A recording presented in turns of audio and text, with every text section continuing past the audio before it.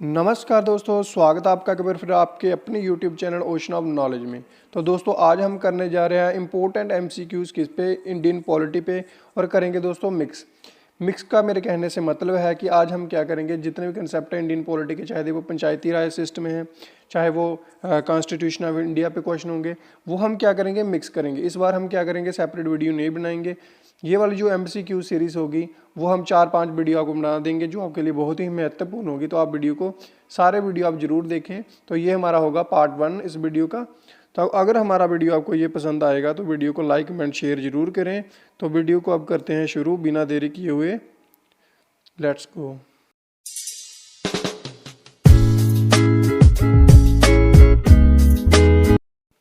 सो दोस्तों आज का हमारा फर्स्ट क्वेश्चन हमारा क्या है, when was the last session of the constitution assembly held. आपसे क्या पूछा गया दोस्तों, पहले तो आप क्वेश्चन को ध्यानपूर्वक पढ़िए। कभी भी क्वेश्चन को आधा अधूरा या ओवर कॉन्फिडेंस होकर क्वेश्चन को नहीं पढ़ना है, जिससे आप क्या कर दें, क्वेश्चन को जल्दबाजी में गलत कर दें। तो आपको क्या करना है, क्वेश्चन को आराम से पढ़ना है, ठीक है। तो आपसे क्या पूछा गया है, last session of the constitution assembly कब हुआ था, यानी कि जो संविधान सभा का जो अंतिम सत्र हुआ था वो कब हुआ था। तो दोस्तों वो आपको बताने के लिए कहा गया। बहुत ही महत्वपूर्ण ये क्वेश्चन है दोस्तों। तो आपको JK SSB के SI के माध्यम से बहुत ही इंपॉर्टेंट क्वेश्चन है दोस्तों। तो आपको सबसे पहले क्या करना है, सबसे पहले आपको खुद इस प्रश्न का आंसर देने की कोशिश करनी है। इससे क्या होगा, आपको पता चलेगा कि आपको कितना आता है और कितना नहीं आता। अगर आपको नहीं आता तो आप क्या करें, वीडियो को कंटिन्यू करें तो आप जान लें इस आंसर को। तो इस प्रश्न का जो राइट आंसर होगा वो दोस्तों हमारा क्या होगा, बी पार्ट। 24 जनवरी 1950 को लास्ट सेशन हुआ था। क्या हुआ था, लास्ट सेशन हुआ था कॉन्स्टिट्यूशन असेंबली का। याद रखें दोस्तों, इसके साथ ही क्या हुआ था, 26 नवंबर 1949 को क्या हुआ था, भारतीय संविधान को, इंडियन कॉन्स्टिट्यूशन को क्या कर लिया गया था, अडॉप्ट कर लिया गया था। अगर आपको पूछा जाए कि संविधान इंडियन कॉन्स्टिट्यूशन को अडॉप्ट कब किया गया था दोस्तों, किया गया था 26 नवंबर 1949 को। इसके साथ ही 16 आर्टिकल्स को भी इसके साथ ही क्या किया गया था, अडॉप्ट किया गया था। दोस्तों ये याद रखें, बहुत ही इंपॉर्टेंट क्वेश्चन। आई होप कि ये क्वेश्चन आपको समझ आ गया होगा। बढ़ते नेक्स्ट क्वेश्चन की तरफ। नेक्स्ट क्वेश्चन हमारा क्या होगा, सेकंड क्वेश्चन है दोस्तों हमारा, the first meeting of constituent assembly was held in new Delhi on December 9, 1946 in the constituent her now called dash. दोस्तों क्वेश्चन को ध्यान से पढ़ें, क्वेश्चन कितना इंपॉर्टेंट और कितना शानदार है आपके लिए।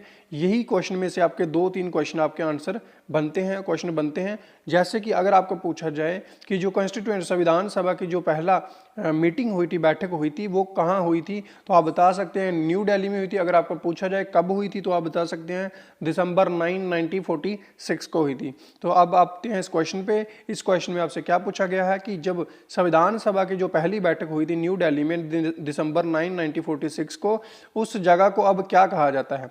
तो जब वो सभा हुई थी उस वक्त उस जगह को क्या कहा जाता था, सेंट्रल हॉल कहा जाता था। लेकिन अब करंटली इस समय में उसे क्या कहा जाता है, सेंट्रल हॉल ऑफ पार्लियामेंट कहा जाता है। ठीक है दोस्तों, क्या कहा जाता है, सेंट्रल हॉल ऑफ पार्लियामेंट कहा जाता है दोस्तों। तो इस प्रश्न का जो राइट आंसर होगा दोस्तों वो क्या होगा, A part is the right answer.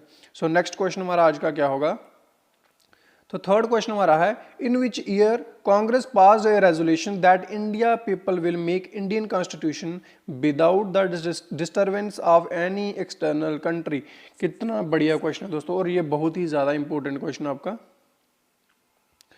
क्या पूछा गया दोस्तों आपसे, तो आपसे क्या पूछा गया है कि कौन से साल में, कौन से वर्ष में, कौन से ईयर में कांग्रेस ने ये रेजोल्यूशन पास किया कि जो भारत के लोग ही हैं वही क्या करेंगे, भारतीय संविधान को बनाएंगे। इसके अलावा किसी भी बाहरी देश को इसकी इजाज़त नहीं है, यानी कि बाहरी देश कोई भी इसमें डिस्टर्बेंस नहीं कर सकता। तो आपको बताने के लिए कहा गया है। तो इस प्रश्न का भी आप क्या करें, कोशिश करें पहले आंसर देने की, फिर मैं आपको इस क्वेश्चन का आंसर बता देता हूँ। तो आपको मैं बता देता हूँ इस प्रश्न का जो राइट आंसर होगा तो दोस्तों वो होगा अगेन बी पार्ट।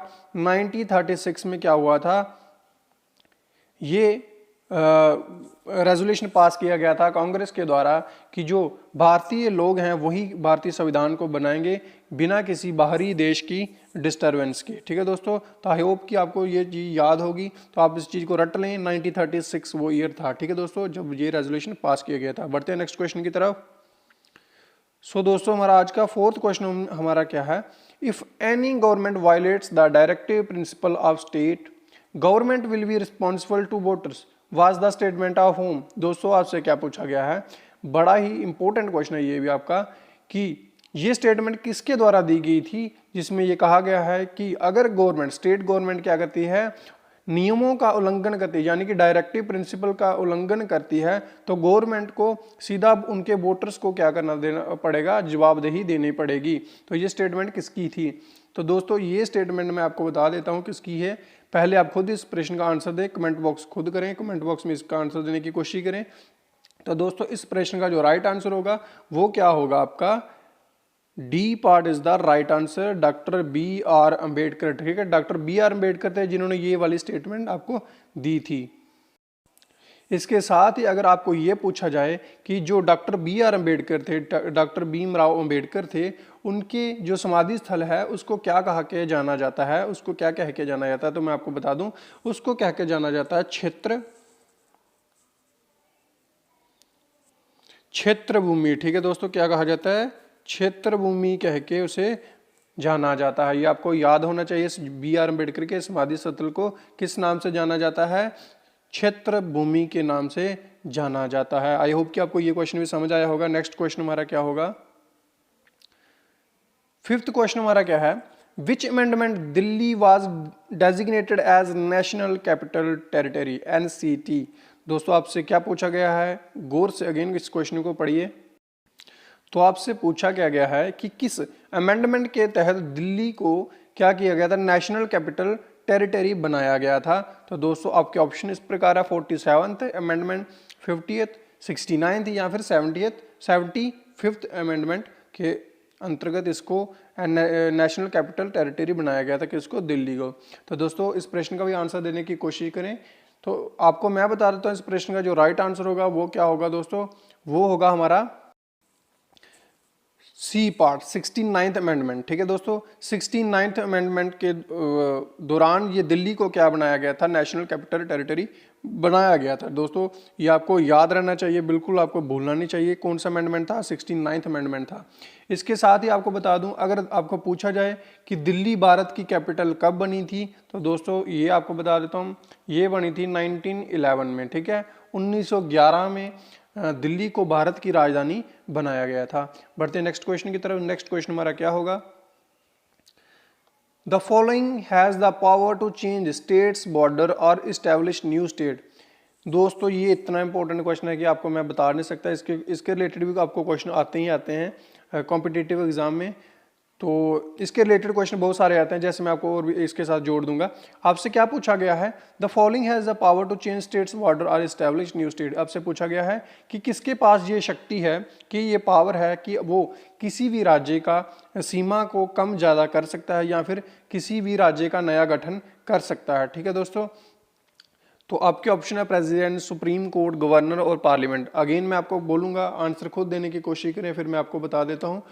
तो दोस्तों इस प्रश्न का जो राइट आंसर होगा वो क्या होगा आपका, डी पार्ट, पार्लियामेंट। ठीक है दोस्तों, कौन होगा, किसके पास ये पावर है कि वो किसी भी राज्य की बॉर्डर को क्या कर सकते हैं, कम कर सकते हैं या ज़्यादा कर सकते हैं, या किसी भी राज्य का नया गठन कर सकते हैं। तो दोस्तों इस प्रश्न का जो राइट आंसर होगा वो होगा डी पार्ट। इसके साथ ही मैं आपको बता दूं कि अगर आपको पूछा जाए किस आर्टिकल के तहत ये चीज़ होती है कि किसी भी राज्य का बॉर्डर है वो कम या ज़्यादा, या फिर उसके नाम में तब्दीली, या फिर किसी नए राज्य का गठन या नया राज्य बनाना, कि नई स्टेट को बनाना किस आर्टिकल के तहत होता है, ये अगर आपको पूछा जाए तो वो दोस्तों मैं आपको बता देता हूँ, वो होता है आर्टिकल 3। ठीक है दोस्तों, किस आर्टिकल के तहत, आर्टिकल 3 आर्टिकल 3 के तहत ये वो सब चीज़ें कर सकते हैं, स्टेट्स बॉर्डर या फिर नई राज्य का गठन कर सकते हैं। और करता कौन है, पार्लियामेंट। आपको दोनों चीज़ें ये याद रहनी चाहिए। नेक्स्ट क्वेश्चन हमारा क्या होगा, there are how many pages in Indian constitution. दोस्तों ये तो बच्चों वाला क्वेश्चन है, बहुत ही सिंपल क्वेश्चन। अगर किसी ने भी संविधान के बारे में पढ़ा होगा तो उसको ये चीज़ तो पहले डेफिनेटली पता होगी, फिर भी आप इस प्रश्न का आंसर देने की कोशिश करिए। तो मैं ज़्यादा समय ना लेते हुए इस प्रश्न का आंसर खुद ही दे देता हूँ। तो इस प्रश्न का जो आंसर होगा वो होगा डी पार्ट 232। 232 पेज हैं इंडियन कॉन्स्टिट्यूशन के।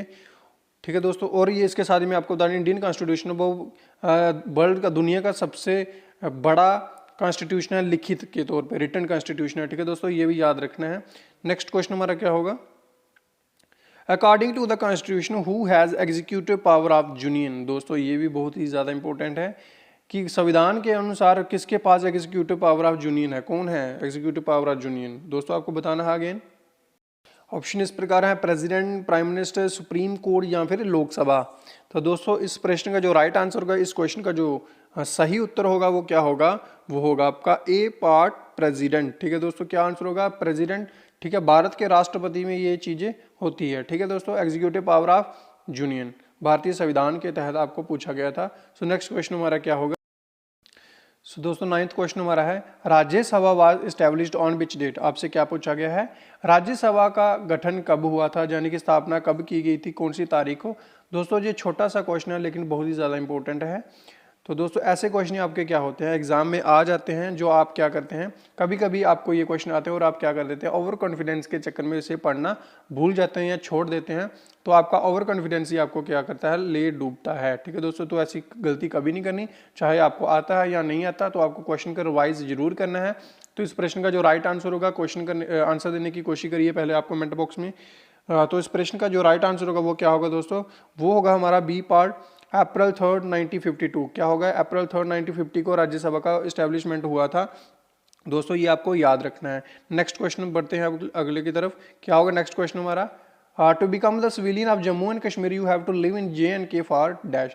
यानी कि अगर आपको क्या करना है, जम्मू कश्मीर की आपको नागरिकता को प्राप्त करना है, तो आपको कम से कम कितना समय होना चाहिए जम्मू कश्मीर में रहते हुए, वो आपसे पूछा गया है। तो दोस्तों आप क्या करें, मेरे दोस्त पहले खुद आंसर देने की कोशिश करिए, कमेंट बॉक्स में जरूर आंसर करें, जिनको पता है, जिनको नहीं पता वो भी आंसर देने की कोशिश करिए।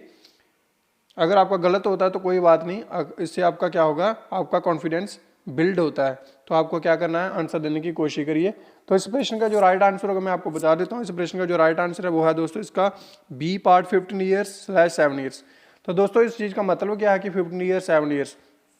तो दोस्तों इस चीज़ का मतलब है कि अगर आपको नॉर्मली आपको जम्मू कश्मीर की नागरिकता चाहिए, तो आपको कम से कम 15 साल जम्मू कश्मीर में रहना पड़ेगा। ठीक है, देखो दोस्तों अगर आप 15 साल रहते हैं जम्मू कश्मीर में, तो आपको जम्मू कश्मीर की नागरिकता दे दी जाएगी। लेकिन ये 7 साल वाला क्या है, 7 साल में आपको नागरिकता तब मिलती है जब आपने क्या किया है, जम्मू कश्मीर में 10th और 12th दोनों की है। ठीक है, 10th और 12th दोनों अगर आपने क्या किया है, जम्मू कश्मीर से किया है, तो आपको 7 साल में ही जम्मू कश्मीर की नागरिकता दे दी जाएगी। इसके साथ साथ ही अगर आपको पूछा जाए कि जम्मू और कश्मीर के जो क्या है, जो गवर्नर है वो कौन है दोस्तों, तो दोस्तों वो है आपके श्री मनोज सिन्हा जी। ठीक है दोस्तों, कौन है, श्री मनोज सिन्हा जी आपके क्या है, गवर्नर है जम्मू एंड कश्मीर के करंटली। सो नेक्स्ट क्वेश्चन हमारा क्या होगा, 11th क्वेश्चन है which article says there shall be council of minister with the prime minister. दोस्तों मोस्ट इंपोर्टेंट क्वेश्चन और बड़ा ही शानदार क्वेश्चन है कि कौन सा आर्टिकल ये कहता है कि जो प्राइम मिनिस्टर के साथ उसका एक कैबिनेट रहेगा, उसकी एक मंत्रिमंडल उसके साथ रहेगा, प्रधानमंत्री के साथ। यानी कि जैसे नरेंद्र मोदी हमारे प्राइम मिनिस्टर है, तो उनके साथ उनका मंत्रिमंडल, जैसे अमित शाह है, राजनाथ सिंह है, ठीक है, जो भी उनके अदर मिनिस्टर्स है वो उनके साथ ही रहते हैं। ये किस आर्टिकल में कहा गया है, यानी कि संविधान के किस आर्टिकल में ये चीज़ कही गई है। आंसर देने की कोशिश करिए दोस्तों, ये बहुत ही ज़्यादा आपका इंपॉर्टेंट क्वेश्चन है कि किस आर्टिकल में ये कहा गया है, किस अनुच्छेद में ये चीज़ कही गई है कि भारतीय प्रधानमंत्री के साथ उसका एक मंत्रिमंडल भी उसके साथ होगा, यानी कि कैबिनेट भी उसके साथ होगा। ठीक है, काउंसिल ऑफ मिनिस्टर भी उसके साथ होंगे। तो ये कौन सा आर्टिकल हमें कहता है, ये कहता है दोस्तों आर्टिकल 74। याद रखना है, रट लो अब इस चीज़ को, B part is the right answer, article 74। ठीक है, आर्टिकल 74 हमें ये चीज़ बताता है कि भारत के प्रधानमंत्री के साथ उसका एक मंत्रिमंडल होना अनिवार्य है। ठीक है दोस्तों, जरूरी है। ठीक है, तो दोस्तों ये था हमारा 11th क्वेश्चन। नेक्स्ट क्वेश्चन हमारा क्या होगा, नेक्स्ट क्वेश्चन हमारा है in which year Goa has become the proper state of India. आपको क्या पूछा गया है कि गोवा को भारत का राज्य पूर्णतः कब बनाया गया था, यानी कि पूरी तरह से गोवा को क्या किया गया था, राज्य कब बनाया गया था। दोस्तों ये क्वेश्चन आपका बड़ा इंपॉर्टेंट है और बड़ा ही सिंपल है। अगर आप किसी को पता है तो आप उसका आंसर देने की कोशिश करिए। ठीक है दोस्तों, कोशिश करिए जल्दी से जल्दी, और क्वेश्चन को अगेन पढ़ लीजिए, ध्यान से क्वेश्चन पढ़ना, फिर इस प्रश्न का आंसर देने की कोशिश करनी है। कि गोवा को क्या किया गया था, प्रॉपर स्टेट का दर्जा कब दिया गया था भारत के द्वारा, ये आपको पता होना चाहिए। तो दोस्तों इस प्रश्न का जो राइट आंसर होगा वो होगा 1987। मुझे लगता है, जहाँ तक मैं जानता हूँ, मुझे लगता है कि बच्चे 1961 सोच रहे होंगे, ठीक है दोस्तों। लेकिन इस प्रश्न का जो राइट आंसर है, मैं ज़्यादा वक्त नहीं लूँगा, इस प्रश्न का जो राइट आंसर होगा वो होगा 1987, ठीक है दोस्तों। क्या आंसर होगा? 1987 में क्या किया गया था, गोवा को प्रॉपर स्टेट का दर्जा दिया गया था, पूर्णतः राज्य बनाया गया था भारत का। अगर आपको पूछा जाए, ठीक है, मान लो अगर आपको एग्जाम में पूछा जाए कि गोवा है वो भारत की कौन सी स्टेट बनी थी, मतलब कौन से नंबर की स्टेट बनी थी, तो दोस्तों वो बनी थी 25वें नंबर की वो राज्य बना था गोवा हमारा, ठीक है। इसके साथ ही जो 1961 वाले स्टूडेंट है या जो ये बोल रहे हैं, आई होप कि सबको आंसर पता होगा 1987, लेकिन जो 1961 बोल रहे हैं, मैं आपको बता दूं तब क्या हुआ था, गोवा आज़ाद हुआ था किससे? पोर्तुगीज से। गोवा को आज़ादी मिली थी किससे? पोर्तुगीज से, ठीक है, ये आपको याद रखना है, ठीक है दोस्तों। आई होप कि आपको ये कंसेप्ट क्लियर होगा। अगर आपको पूछा जाए कि गोवा कब आज़ाद हुआ, तो दोस्तों प्रॉपर डेट इसकी है 19 दिसंबर, ठीक है, 19 दिसंबर 1961 में, ठीक है दोस्तों, ये आपको याद रखना है। तो दोस्तों ये था हमारा आज का सेशन।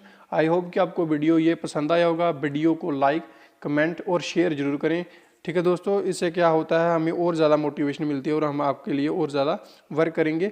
और ये वाला जो वीडियो है वो आपके JK SSB के सभी एग्जाम्स के लिए बहुत ही महत्वपूर्ण है, ठीक है दोस्तों, क्योंकि जो पॉलिटी है वो उन्होंने कॉमन सा कर दिया है लगभग सभी चीज़ों में, ठीक है।